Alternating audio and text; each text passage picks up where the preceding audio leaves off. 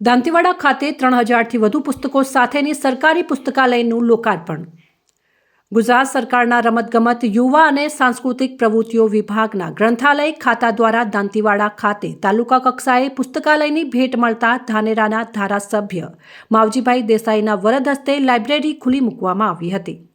દાંતીવાડા ખાતે નવીન તાલુકા કક્ષાની સરકારી પુસ્તકાલયનું ધારાસભ્ય માવજીભાઈ દેસાઈના વરદ હસ્તે તેમજ ગાંધીનગરથી ડોક્ટર જયરામ દેસાઈની પ્રેરક ઉપસ્થિતિમાં પ્રજાજનો માટે લોકાર્પિત કરવામાં આવતા સાહિત્ય રસિકો, વાચકો, વિદ્યાર્થીઓમાં આનંદની લાગણી પ્રસરી ગઈ હતી. આ સરકારી તાલુકા પુસ્તકાલયમાં 3000થી વધુ પુસ્તકો, સામાયિકો, વર્તમાનપત્રો ઉપલબ્ધ છે. ગ્રંથાલયમાં વિવિધ વિષયોના પુસ્તકો તેમજ બાળકો માટેના પુસ્તકો, સ્પર્ધાત્મક પરીક્ષાના પુસ્તકો પણ ઉપલબ્ધ છે. સ્પર્ધાત્મક પરીક્ષાની તૈયારી કરતા વિદ્યાર્થીઓ માટે સુંદર બેઠક વ્યવસ્થા છે.